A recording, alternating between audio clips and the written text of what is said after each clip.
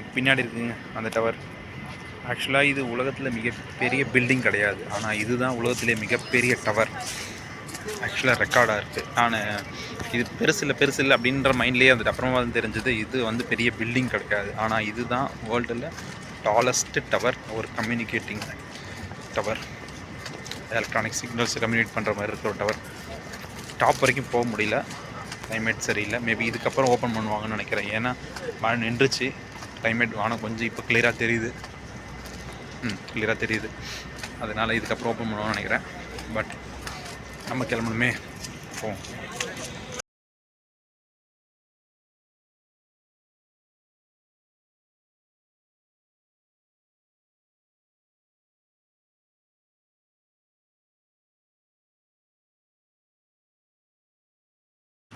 கடைசி நாங்கள் பர்ச்சேஸ் போயிட்டுருக்கு. என்னதான் நம்ம வ்ளாக் பண்ண ஃபாரின் வந்திருந்தாலும் நம்ம ஊருக்குன்னு ஒரு சில பாரம்பரியம் இருக்குது. அது என்னென்னா, வெளியூர் போயிட்டு வரும்போது ஏதாச்சும் வாங்கிட்டு போனோம். பர்ச்சேஸ் தான் ஃபுல்லாக இன்றைக்கி ஃபுல்லாக பர்ச்சேஸ் தான் பண்ணிகிட்ருக்கு. இதோட இது மாதிரி ஒரு 3-4 பேக் ஆகிடுச்சு. ஆக்சுவலாக எனக்கு லக்கேஜே 7 கிலோ தான். இப்போ எவ்வளோ நான் ஆசைப்பட்டு சாப்பிடணுன்னு டெம்ப்ட் ஆகிட்டு சாப்பிடாமலே சுற்றிட்டு இருந்த ஒரு ஃப்ரூட், பலாப்பழம் மாதிரி தெரியுதுல்ல. ஆக்சுவலாக இது பலாப்பழம் கிடையாது, இது தான் துரியன் அப்படிங்கிற ஃப்ரூட். இது 1 kg பாருங்கள், 38 ரிங்கிட். நம்ம ஊர் காசு கிட்டத்தட்ட ஒரு 750 ரூபா கிட்டத்தட்ட வருது. ஆர்டர் பண்ணியாச்சு. கரெக்டாக 1 கிலோ 30 கிராம் என்னமோ வந்துச்சு. இந்த ஒரு துரியன் ஃப்ரூட் கட் பண்ண பிறகு ஃபஸ்ட்டு டைம் சாப்பிட்றேன். ஒரு பெரிய சைஸ் பலாப்பழம் மாதிரி, பழம் வந்து பெரிய சைஸ் பலாப்பழம் மாதிரி இருக்குது. மொத்த ஷேப் பார்த்திங்கன்னா குட்டி சைஸ், அதே மாதிரி முள்ளுங்க பயங்கரமாக கொடுத்தது. பலாப்பழமே பரவாயில்ல, அதோட ரொம்ப ஷார்ப்பாக இருக்குது. ஓகே, சாப்பிடுவோம். எல்லாருமே இதை க்ளவுஸ் போட்டு தான் சாப்பிட்றாங்க, நம்மளும் அப்படியே ட்ரை பண்ணுவோம். ஓப்பன் பண்ண முடியல, ஓப்பன் பண்ணியாச்சுங்க. நம்மளே பிரித்து நம்மளே சாப்பிட வேண்டியதுதான். இது ஃபிட் ஆகிடுச்சு. 2 கையிலையும் ஃபிட் பண்ணிப்போம். ஏன்னா இங்கே வந்து எனக்கு தெரிஞ்சு இங்கே வாஷிங் பண்ணுற மாதிரி ஆப்ஷன்ஸ் இல்லைன்னு நினைக்கிறேன். இங்கேயே ஆர்டர் பண்ணி, நம்ம ஊரில் இது அவ்வளோவா ஃபெமிலியராக சாப்பிட மாட்டாங்க, ஆனால் இங்கே ரொம்ப ஃபேமஸ். நான் டெய்லி போவேன் வருவேன், அங்கங்கே பார்த்தீங்கன்னா இந்த ஷாப்ஸ் இருக்கும், பயங்கரமாக கூட்டமாக இருக்கும். இன்றைக்கி தான் இப்போ தான் கூட்டம் கம்மியாக இருக்குது. அது மேபி என்னோடய ப்ளஸ்ஸாக என்னன்னு தெரியல.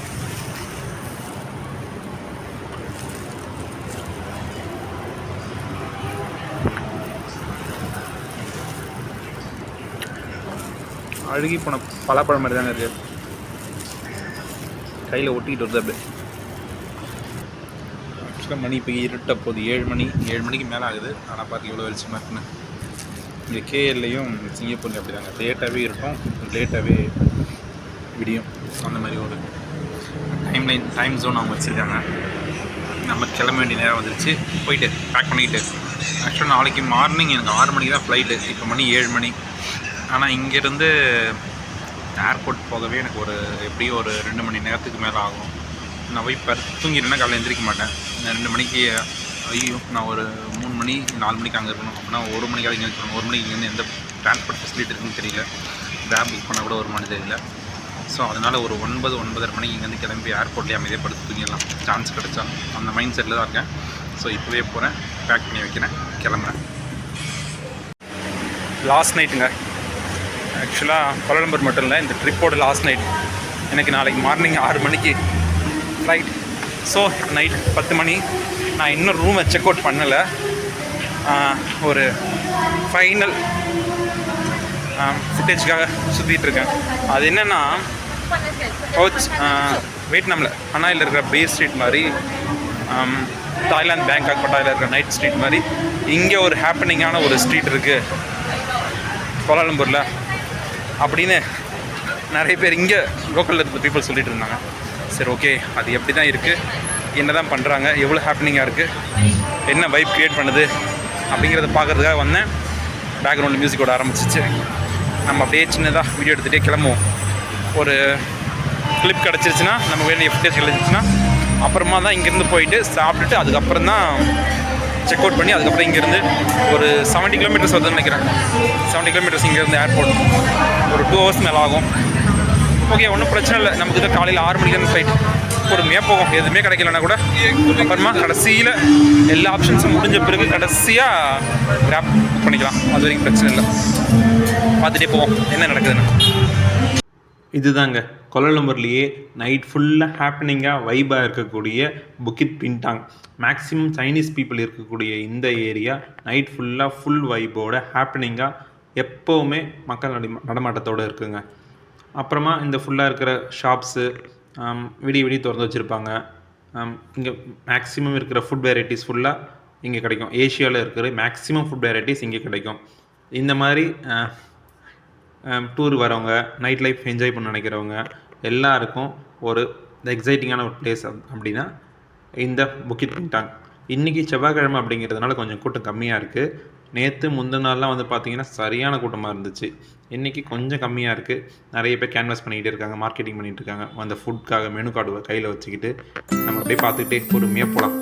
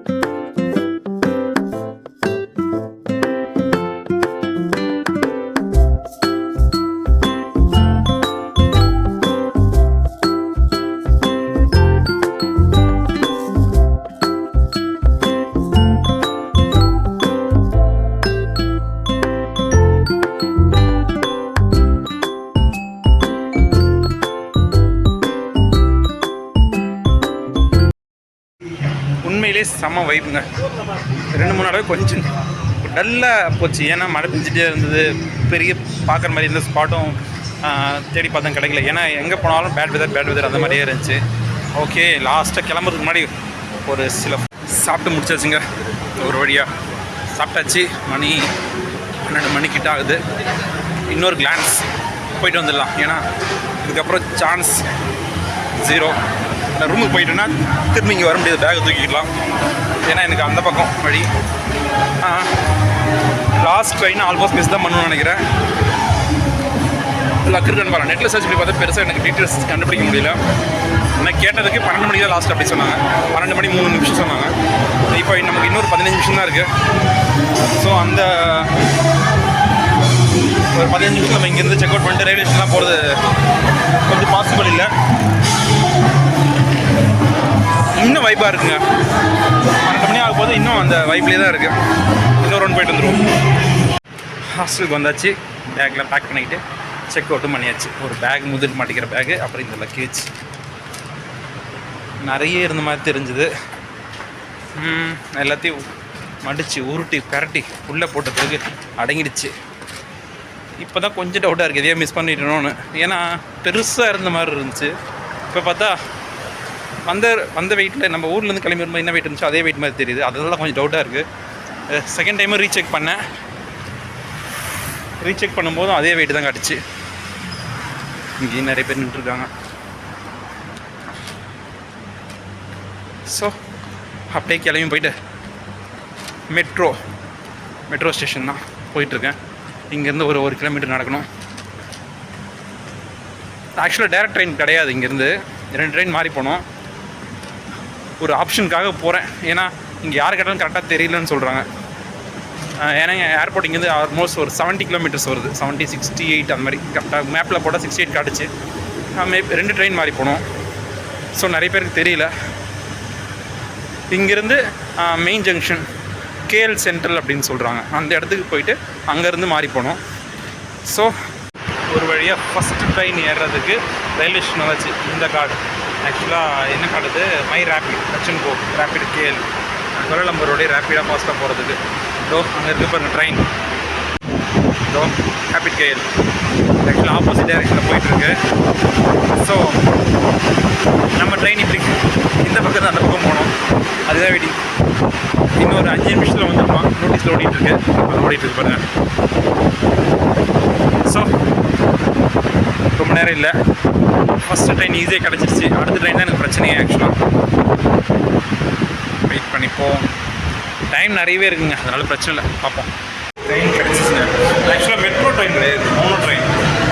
லைஃப்பில் ஃபஸ்ட் டைம் மோனோ ட்ரெயினில் இப்போ தான் போகிறேன். ஏன்னா மோனோ ட்ரெயின் அப்படின்னா ஒரே ஒரு ட்ராக் இருக்கும். அந்த ட்ராக்கை இப்படி பிடிச்சிக்கிட்டு போகிற மாதிரி இருக்கும் ட்ரெயின். சென்னையில் அதை ஆக்சுவலாக இம்ப்ளிமெண்ட் ட்ரை பண்ணாங்க. அப்புறமா அது கொஞ்சம் ரிஸ்க்கான ஒரு ப்ராசஸ்ன்னு சொல்லிட்டு விட்டாங்க. சீர்திங் அரேஞ்ச்மெண்ட்ஸ்லாம் மோனோ சென்ட்ரலில் ஒரே ஒரு ட்ராக்கு, அது சைடில் இந்த பக்கம் அந்த பக்கம் மேக்னெட் மாதிரி பிடிச்சிட்டு போகும் ட்ரெயின். இந்த கான்செப்ட் ரொம்ப பார்க்க ஈஸியாக தான் இருக்கும், ஆனால் ரொம்ப தலைவலி பிடிச்சது. ஏன்னா ஒரு 100 அடி உயரத்தில் ஒரு ட்ரெயின் போயிட்டு இருக்கும்போது இது ஸ்டக்காகி நின்றுச்சுன்னா அங்கேருந்து காப்பாற்றி கீழே கொண்டு வர முடியாது அங்கே இருக்கிற மக்களை. அவ்வளோ காம்ப்ளிகேட்டடான ஒரு சுச்சுவேஷன், ஒரு சிஸ்டம். அதனால் நிறைய ஏரியாவில் நிறைய கண்ட்ரீஸில் இதை அவாய்ட் பண்ணிட்டாங்க. இது முன்னாடி போட்ட சிஸ்டம், முன்னாடி ரொம்ப வருஷத்தோட ஒரு 20 வருஷத்துக்கு முன்னாடி இம்ப்ளிமெண்ட் இந்த சிஸ்டம் நிறுத்திட்டாங்க. பட் இது அந்த டைம் ஓடிட்டு இருக்கு. இன்னும் ஒரு 5 மினிட்ஸில் போய்டும். இன்னும் ஒரு 2 ஸ்டாப்பிங் இருக்குது, 5 மினிட்ஸில் போய்டும். இறங்கிட்டு அங்கேருந்து மாறணும். அந்த கார்டில் எவ்வளோ கேஷ் இருக்குன்னு தெரியல. ஏன்னா 400 ருபீஸ் போச்சு, யூஸ் பண்ணிக்கலாம்னு நினச்சேன். ஆனால் என்ன விஷயம்னா 1000 ருபீஸ் மேலே தேவைப்படும் நம்ம ஊர் காசு, ஆல்ரெடி சொன்ன மாதிரி. ஸோ இன்னும் கொஞ்சம் ஈஸி பண்ணிட்டு தான் போனோம். அங்கே இந்த ஸ்டேஷன்லேயே யாருமே இல்லை, அனாதையாக கிடைச்ச ஸ்டேஷன். இன்னும் அடுத்தடுத்து யாராக இருப்பாங்கன்னு தெரியல. ஸோ யூஸ் பண்ணிட்டு போவோம். உண்மையாக சொல்லணும்னா இங்கேருந்து ஏர்போர்ட் போகிறதுக்கான காசு என்னோடய கார்டில் கிடையாது. ஒரு கூட்டு நம்பிக்கை ஏறிட்டேன். டைம் ஆகிடுச்சு, வேகமாக ஏறிடுச்சு. ஏன்னா இது லாஸ்ட் ட்ரெயின், இதை விட்டுட்டு அதோட கேபில் தான் போய் ஆகணும். சரி, ஓகே, ரீசார்ஜ் நம்ம அப்புறம் பண்ணிக்கலாம். ஃபஸ்ட் என்ன நடக்குதுன்னு பார்க்கலாம். என்ன பிடிச்சி ஜெயிலே போட்டுருவாங்க அப்படிங்கிற ஒரு நம்பிக்கையில் ஏறியாச்சு. இங்கே என்ன நடக்குதுன்னு பார்ப்போம். கடைசி ட்ரெயின் ஆக்சுவலாக இது எக்ஸ்பிரஸ் தான். ஸோ இதுலேயும் நான் மட்டும்தாங்க இருக்கேன். இந்த பக்கம் பார்ப்போமா, இந்த பக்கமாக நான் மட்டும்தான் இருக்கேன். கடைசி வரைக்கும் பார்த்துறேன், யாருமே இல்லை. கடைசி ட்ரெயின். ஏர்போர்ட் வந்தாச்சுங்க. எதிர்பாராதது எல்லாமே நடந்துகிட்ருக்கு. ஒரே ஒரு மைனஸ் நடந்தது, திரும்ப ஒரு ப்ளஸ் நடந்திருக்கு. என்னென்னா, நான் கொஞ்சம் பேமெண்ட் வச்சுருந்தேன் அந்த கார்டில். அந்த கொஞ்சம் பேமெண்ட்டுக்கு ட்ரெயினில் வந்து முடியாதுன்னு சொல்லிட்டாங்களா. சரி, மீதி இங்கே ரீசார்ஜ் பண்ணலான்னு நினச்சா ரீசார்ஜ் பண்ணுறது எக்ஸாக்ட் சேஞ்ச் இல்லை. ஸோ ஃபுல் பேமெண்ட்டும் கட்டி அந்த டிக்கெட்டு புதுசாக வாங்க வேண்டியதாக போச்சு. ஸோ அந்த கார்டில் இந்த பேமெண்ட்டும் காலி, வேஸ்ட்டாக போச்சு. ஸோ அந்த ஆப்ஷன் முடிஞ்சு. இப்போது ஒரு இது மைனஸ். ப்ளஸ் என்னென்னா, நான் எதிர்பார்க்காத ஒரு சீட் இப்போ எனக்கு ஏர்போர்ட்டில் ஃப்ளைட்டில் கிடைக்கும். என்னென்னா, அந்த ப்ரியாரிட்டி சீட்ஸ் 2 ரோ மட்டும் நடுவில் சென்டர் ரோவில் வந்து ஸ்பெஷல் சீட்ஸ்னு சொல்லுவாங்க. அந்த 2 ரோ. ஏன்னா வந்து அது வந்து விங்ஸுக்கு நேராக இருக்கும், எமர்ஜென்சி எக்ஸிட்டுக்கு நேராக இருக்கும். செக் பண்ணி பார்த்தேன், ஒரு சீட்டு கூட ஃப்ரீயாக இல்லை, எக்ஸப்ட் அந்த 2 ரோ. அந்த 2 ரோ தவிர வேறு எதுவுமே ஃப்ரீயாக இல்லை. ஃப்ளைட்டு ஃபுல்லாக இருக்குது, ஒரு சீட் கூட ஃப்ரீயாக கிடையாது. அந்த 2 ரோ மட்டும்தான் ஃப்ரீயாக இருக்குது. ஸோ அதை ஆன்லைனில் செக்இன் பண்ண முடியாது, நேராக வந்து தான் பண்ணணும். அப்படின்னா அந்த 2 ரோவில் எனக்கு ஒரு சீட் கன்ஃபார்ம். First point. ரெண்டாவது பாயிண்ட் என்னென்னா, லெக் ஸ்பேஸ் ரொம்ப அதிகமாக இருக்கும் அந்த 2 ரோவில். சரி, அதில் கொஞ்சம் பதட்டம் ஆகிட்டாங்க. பாஸ்போர்ட் திடீர்னு காணோம். கேட்க மாட்டாங்க ஆக்சுவலாக, வழக்கமாக இன்றைக்கி கேட்டாங்க. என்னன்னு தெரியல. வழக்கமாக லாஸ்ட்டாக போயிட்டு இருந்தேன். பாஸ்போர்ட் தேடுறதுக்கு கொஞ்சம் கஷ்டமாகிடுச்சு. பேக்கில் வச்சு கூட்டிகிட்டு இருந்தேன். அவ்வளோதான், ஃபைனல் கால், ஃபைனல் ட்ரிப், ஃபைனல் பர்சன். நான் மட்டும்தான் போயிட்டுருக்கேன். உண்மையிலே நான் மட்டும்தான் போயிட்டுருக்கேன். ஏர்போர்ட்டே ஃப்ளைட்டே ஃபுல்லாக இருக்குது. லாஸ்ட்டாக போயிட்டுருக்கேன். டைம் ஆகிடுச்சு, டேக் ஆஃப் ஆகிறது நேரம். ஃபைனல் கால்னு சொல்லியாச்சு. டோரு க்ளோஸ் பண்ணுறாங்க. ஓகே, பாய் பாய் மலேசியா. இந்த ட்ரிப் ஃபைனல் பயணம், ஃபைனல் ட்ராவல், அதை நோக்கி போயிட்டுருக்கேன்.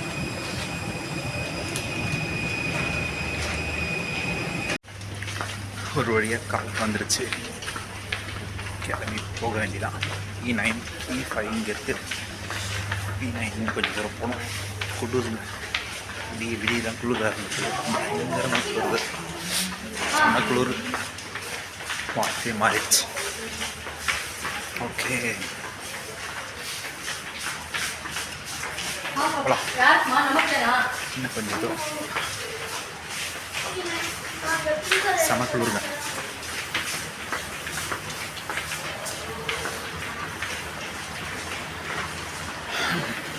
மட்டும் ப்ளஸ் தான் போயிட்டுருக்கேன். மாதிரி விண்டோ சீட் பக்கத்து சீட்டு ஃப்ரீயாக தான் இருக்குது.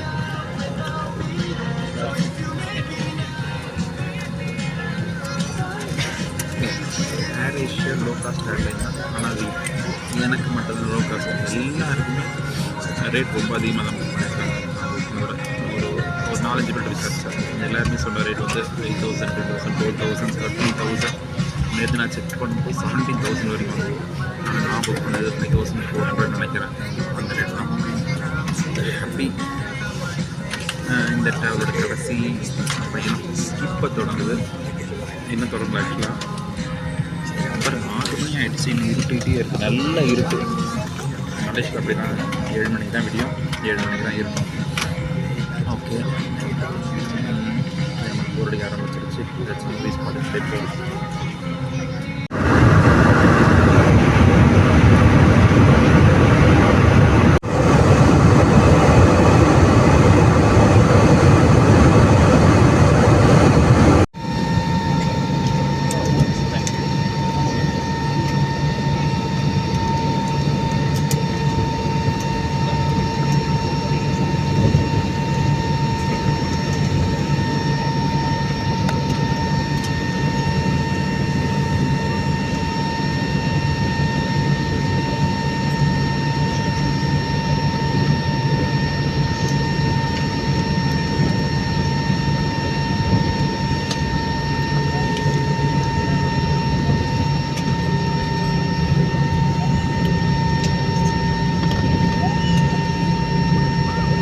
Ladies and gentlemen, we will now demonstrate to you the craft. We ask for your full attention to the cabin crew in front of you. This is your seat belt. To fasten, insert the metal tip into the buckle and tighten the belt by pulling on the buckle strap. To unfasten, lift the metal flap. Whenever the seatbelt sign is on, you must return to your seat and fasten your seatbelt securely. Should an oxygen mask like this drop from the compartment above your seat,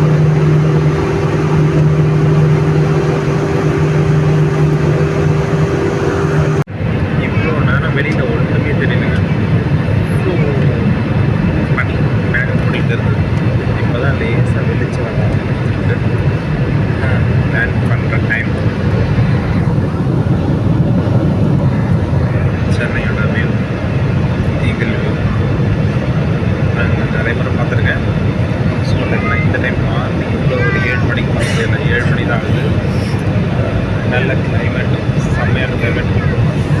லேசாக சூரியன் வெயில் வருது. ஆனால் temperature 26 degree சொல்லியிருக்காங்க. வெயில் அதிகமாக வருது.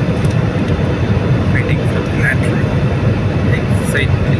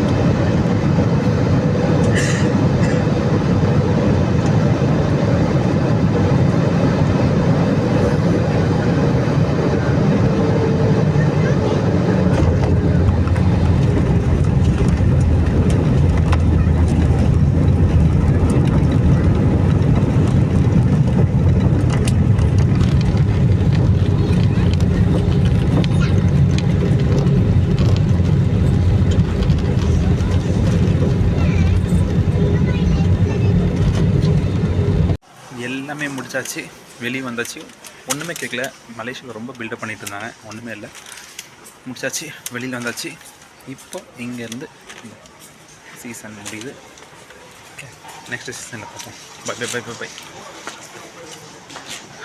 Exit வந்தாச்சுங்க. தமிழ் மண்ணில் கால் எடுத்து வச்சுட்டேன், ஆல்ரெடி வச்சாச்சு. See you soon.